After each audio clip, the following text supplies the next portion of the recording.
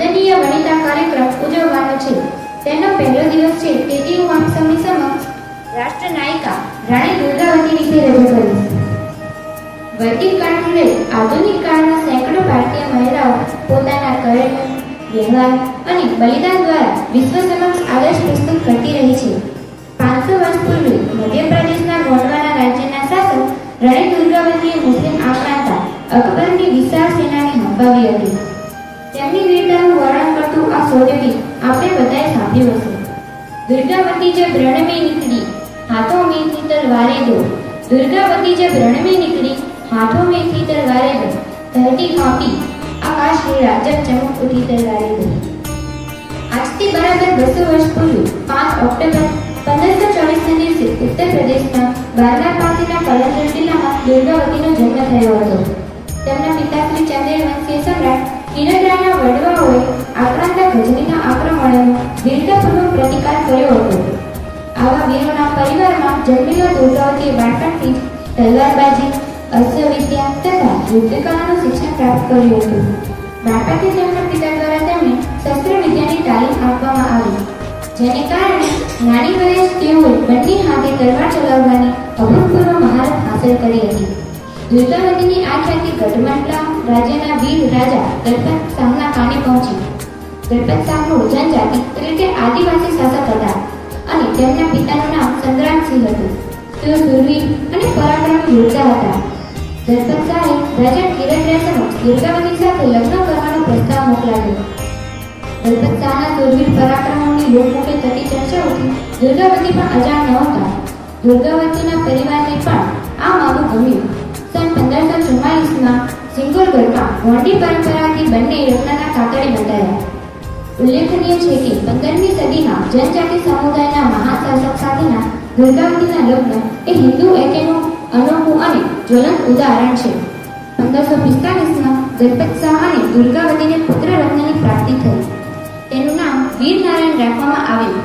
વીરનારાયણના આગમનને કારણે આખા રાજ્યમાં આનંદ અને ખુશીનું વાતાવરણ છવાયું હતું। એ દરમિયાન એક વખતે મુગલ શાસક શેરશાહ સૂરીએ કિરદરાયના સામ્રાજ્ય ઉપર આક્રમણ કર્યું, ત્યારે ગોંડ જનજાતિના રાજા સંગ્રામસિંહે સમ્રાટ કિરદરાયને સહાય કરી હતી। આ ભીષણ યુદ્ધમાં આક્રાંતા શેરશાહ માર્યો ગયો હતો। રાણી દુર્ગાવતીએ પણ આ યુદ્ધમાં વ્યૂહાત્મક ભૂમિકા ભજવી હતી। રાણી દુર્ગાવતી અને રાજા દલપત શાહનું જીવન સુખરૂપ પસાર થઈ રહ્યું હતું, પરંતુ આ ખુશીને જાણે ગ્રહણ લાગ્યું। 2 વર્ષ બાદ 1550માં ગોંડવાના રાજ્યના વીર પુરુષ અને 52 ગઢના પ્રતાપી રાજા દલપત શાહ અચાનક મૃત્યુ થયું। આમ આખા રાજ્યની જવાબદારી રાણી પર આવી પડી। રાજા દલપત શાહનું અકાળે અવસાન થવાથી રાણી દુર્ગાવતી પોતાના 5 વર્ષના પુત્ર વીરનારાયણને પાટવી કુંવર બનાવ્યા અને રાજ્યની ધુરા હાથમાં લીધી હતી। હવે ગોંડવાના સામ્રાજ્યની ધુરા એક 26 વર્ષની મહિલા સંભાળી રહી છે, તે જાણીને માળવાના કટ્ટરપંથી શાસક બાજ બહાદુરની દાનત પકડી તેણે વિશાળ સેના સાથે ગોંડવાના ઉપર આક્રમણ કર્યું, પરંતુ શેરશાહ જેવા ઘાતકીને પણ પરાસ્ત કરનારા રાણી દુર્ગાવતી આક્રાંતા બાજ બહાદુરને પૂરી રીતે હરાવી।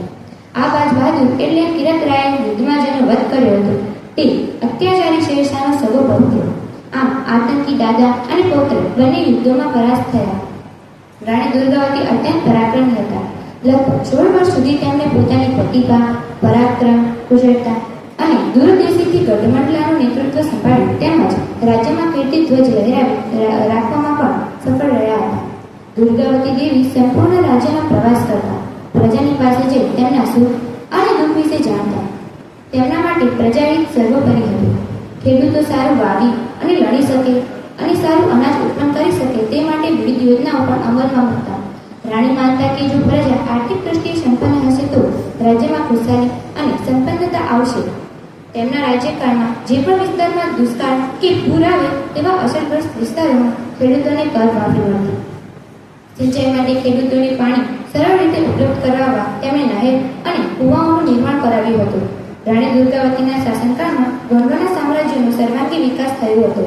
તેમણે જબલપુરમાં વિશાળ સરોવરનું નિર્માણ કરીને જળ સંગ્રહ દ્વારા દુષ્કાળનું કાયમી નિરાકરણ કર્યું હતું। આજે આ સરોવર રાણીતાલ તરીકે પ્રસિદ્ધ છે।